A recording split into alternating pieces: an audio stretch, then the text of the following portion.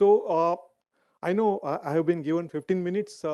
Let me share some of the amazing stuffs. I don't have presentation, but I would like to share more experience, personal experience, as well as the current security challenges that we have, and what are the opportunities, as well as how safe we are into the current threats, and what we can do to safeguard ourselves from cyber criminals, and the organizations which currently facing the during current situations. Every organization is facing a lot of challenges with respect to security.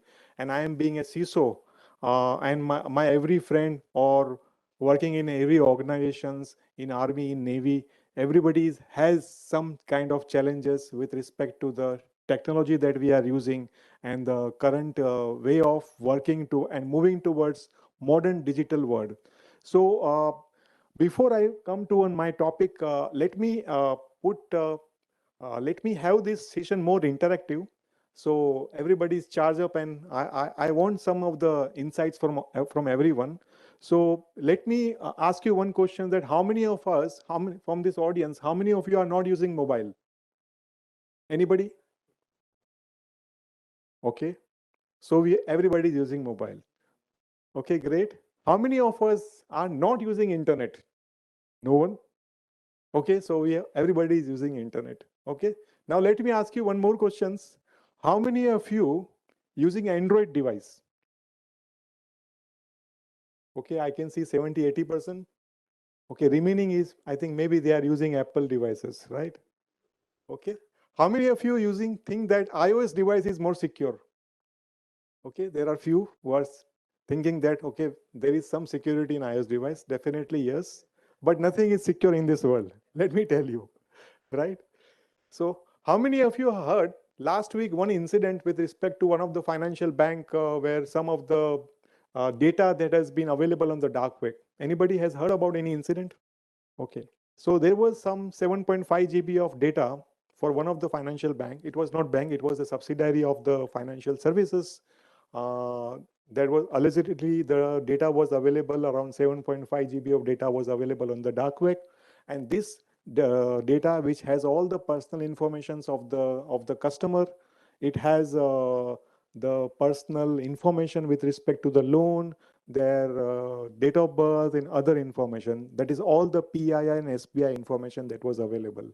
So, so let me ask you one question. How many of you think that what is the trend of cybersecurity incidents? Any thoughts about the kind of incidents and what is the occurrence in minutes, seconds? Any thoughts from anybody, audience? Yes, it's being reported. Reported. Yeah. Okay. Okay. But what is the incidents that is being reported? Incidents that are being reported.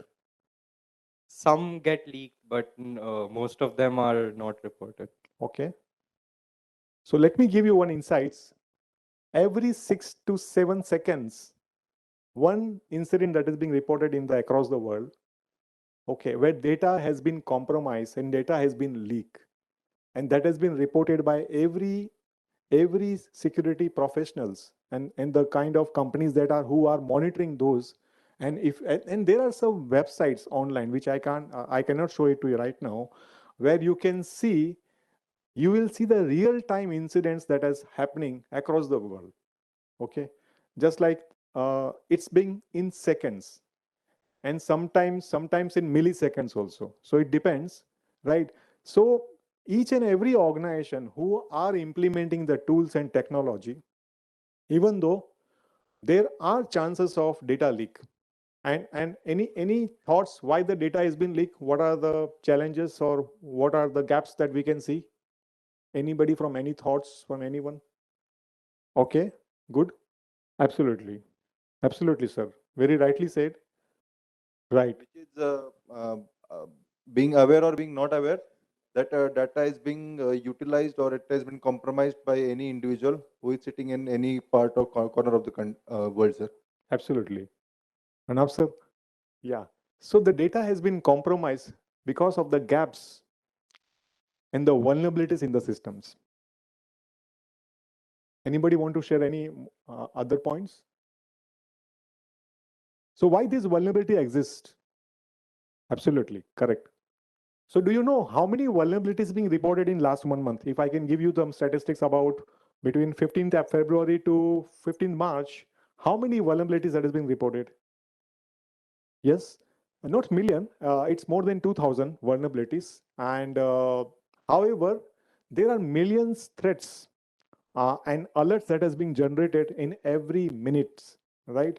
So the organization who are monitoring their infrastructure, where they can see the threats and the kind of attacks that are happening on their infrastructure, right? So this vulnerability, which I'm coming to that point that around 2000 plus advisories being released by this OEM with respect to the Microsoft cloud platforms and other technologies, right? That includes the database where we are storing all our critical informations. So now coming to the vulnerabilities, how many of you know what is zero-day vulnerability? Anybody? Anybody has heard what is zero-day? Shri sir? Absolutely. So zero-day vulnerability, which is being reported in devices, in our systems, the reason for zero-day, the vulnerability has been detected, but we don't have any patch to apply. Okay, the patch is yet to release. However, the systems are already compromised. By that time, when we go and detect, by that time, millions of systems has been compromised. So the zero-day vulnerability is another pain and another challenge for every CISO and for every organization that includes the zero-day vulnerability. Now, coming to the 2000 plus vulnerabilities that is being the vulnerabilities reported, the advisory is being released. In out of the 2000 plus, 837 are critical. Critical means you have to patch within 24 hours. If you are not going to patch, the system will be compromised, right? So there are organizations who are patching it immediately, but there are some organizations who will take some time to patch. And this, if they are delay in the applying the patches, the systems are getting compromised. So these are some of the challenges. Now, how many of you are using Windows XP at home? Okay, good. Nobody? Anybody Windows 10 and upgraded to Windows 11? Very good. So I can see, and I'm happy to see. Otherwise, sometimes when we ask to the audience, there are many users who are still using Windows XP, and there are many organizations who are still continuing with Windows XP, and there are some legacy systems which they are using, which is highly risky in the organization and all this data, because Windows XP and other technologies are end of life support, and where we need to upgrade our technologies and we need to upgrade our infrastructure. We need to apply the latest patches that are available in the markets. Now, coming to the mobile devices, anybody using less than around more than 5 years old mobile phone? If you are using, then you are highly into risky because your data can be compromised anytime. Where I'm not asking you to upgrade the infrastructure. We as a personally, whatever we are using our personal devices, we need to ensure that the systems are being updated. Our device is being upgraded, and we are also using the latest mobile, including the latest Android version and the latest iOS version. Why I am telling to you? Because these are the high risk holes where the cyber criminals or the bad actors are targeting to the organizations. They targets through phishing, they targets through social engineering attacks, they target to phishing type of attacks. And 87%, where sir has mentioned, 87% of the attacks are from human. Human means either through social engineering, through phishing, or any other type of vulnerabilities that exist in the third party or in any of our devices, right? So now coming to my another point, you have received in last 1 month, anybody has received any message on their mobile that please submit your KYC document, otherwise your bank account will be closed every other day, right? And how you are detecting, how you are analyzing that, yeah, this is a legitimate message or this is something which a phishing message? Absolutely. So correct, correct. Absolutely, sir. So there are different type of tactics being applied by the cyber criminals, and it covers phishing, whaling, and other social type of engineering attacks. And every day they come up with a smart idea of phishing. Okay, and not only phishing the sending the phishing emails, messages, also they are targeting the senior officers from the army, from senior officers from the government, and senior officers from the organization and CEO of the company, where they send some phishing emails and then targeting them to upload some of the transfer some money or providing them some link, and that link contains malware. You know, how many of you know malware? Anybody can describe malware? Yes, Software which are used to basically exploit your data and absolutely. to maybe plant viruses. Wonderful, wonderful. So how many of you know what is the number of days this malware exists in your system? It's more than 60 days, and sometimes it's more than 100 days also. And sometimes the organization are detecting the malware after one year, after 200 days or 300 days. By that time, the cyber bad actor has stolen all the informations and transferred those information on the dark web for sale, right? Today today in the dark web, whatever the credit card information that we have, those credit card informations are available in 70 rupees per card in the dark web, and the international cards are available in $5. So this kind of data that has been leaked and uploaded on the dark web for sale. And now coming to an important point, the challenges that every organization has been faced and they are facing. Anybody knows about ransomware, right? So you have heard about ransomware. So ransomware is another type of bad actor activity. So when you do some malicious activity that is happening in your systems, so how it enters? So they enters from third party software, they enters from phishing, they enters from the vulnerabilities that exist in your systems, and then they put the malware into the systems, and that with that malware they are targeting your internal infrastructure, they target your active directory, they are targeting your critical infrastructure, they are targeting your customer personal informations, and then they steal all this information. Only thing that is being happening because the systems are not not patched, the systems are not updated with the latest patches that we have, it is not secure, and we are not monitoring our infrastructure. So these are some of the challenges because of the legacy infrastructure that exists, because of patching activity that we don't have, and we don't have proper monitoring systems. And when we are monitoring, when we are deploying some tools and technology, we also need to ensure that we are doing the right configuration and we have the monitoring in place to ensure that we are detecting that alert, and that then we identify that, okay, what is the infrastructure, what kind of alert has been generated by this tool, and and then we need to take appropriate containment and mitigate actions to resolve, to identify that threat, and that if that IP is being targeted, then we need to block that IP. So there are tools available in the markets today, which does through AI, ML, they do it automatically. But at the same time, the security analyst needs to identify and go and deep dive each and every alerts, right? Because the malware that exists, once the malware has been entered into the systems, the cyber criminal can easily do the lateral movement from one systems to another systems, and they are compromising slowly your entire informations. And then after, in one time, your 100 plus or 1000 plus servers are locked. Once you will start, it will give you a prompt.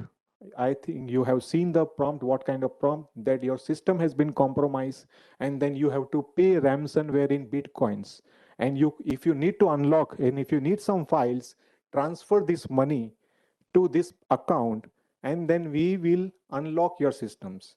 So there are organizations which are currently facing lot of ransomware attacks, and the reason is that the systems are not fully secure, and that includes the large systems also. There are big enterprise, there are small enterprise, there are manufacturing units, there are pharma units.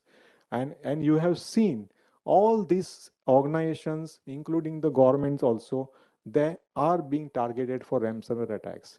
And secondly, how many of you thinks that, okay, if we transfer the money through Bitcoin or so, we will transfer the money to them, the system will be released, and then all the files and all the data will be given back to us? Nothing. You will transfer the money, nothing will come to you.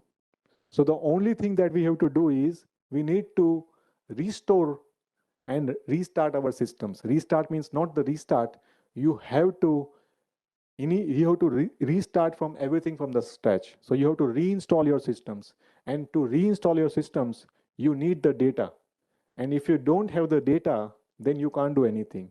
So here the important point which I would like to express, that why data is important, and in case of any type of attacks, the important point is that we need the backup.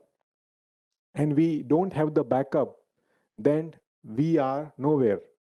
Our company information that we have, if we are storing the data on the cloud, if we are storing the data into some systems, in another backup systems, even the threat actors, even when they do the lateral movement, first they understand that, okay, what kind of network you have, which are your active directory, which are your critical accounts, what are the passwords, and then which are your critical information which contains financial informations, your financial transactions, everything they understand, and then they target all those attacks. And they even know that which are the systems which we are keeping the backup. So the backup which we are storing, even they will, whatever the backup storage that we have, they will also target those systems also. So even you won't be able to store the backup from the available storage. So here the backup is also required, not even on site. You need off site backups. You need backup at outstation locations. Then only you will be able to restore and come back to the normal situation once we are targeted for any ransomware type of attacks. So these are the real challenges and scenarios of in today's situation, and it is not going to end. Okay, so it is going to continue.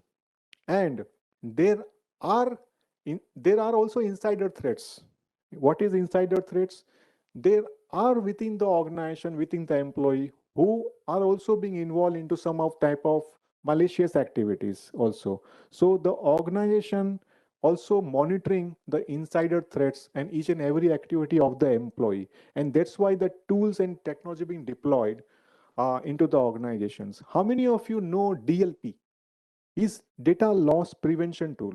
And what this tool does, it detects any type of data that has been transferred either through email, either through USB device, or either through outside external world, that has been detected and that has been reported to the management, that okay, this kind of data that has been transferred over Gmail, or that has been transferred over USB device, or that has been transferred to cloud. So these are the tools which every company is now going to is taking and putting that kind of controls. And before that, we need to have the data classification policy, because now today's situation, if we don't know data, what is my data and what is the classified of this data is for public, this is for my internal organization, that is my confidential data, or this data is being restricted because of some of the contractual clause that we have now for army, for our navy.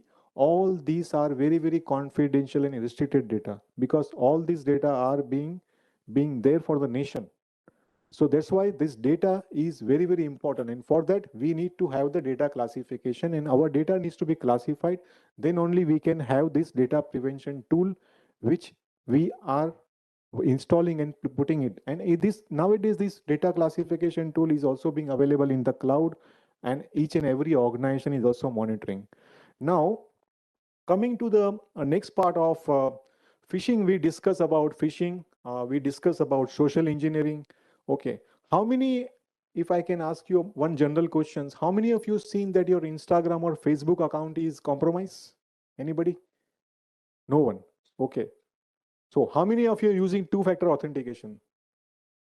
Two-factor authentication. Yes, yes. Very good. So I can see around 30-40% employees, our team is using two-factor. So here, before I move on, I know I am exceeded 15 minutes. So let me give you one important point and takeaway for today's workshop, that please have two-factor authentication in all your social media accounts, including your bank accounts and including the organization accounts, where once ever one and you know what are the current sweet passwords that we have? Sweet passwords means ABC 123 password, PASSWRD, sorry, date of birth, admin @ 123, taste 123, 123456778, admin, password 123. If you can do Google top 10 passwords, you will find password @ 123, password 123, and so on. Okay. And you know, if you are keeping this password in your systems, official systems, or your social media accounts or bank accounts, the bad guys, they can crack the passwords in how many seconds? Microseconds. There are tools which are available free. They can install and they can crack this password within milliseconds. Milliseconds. It will not take at least 1 second.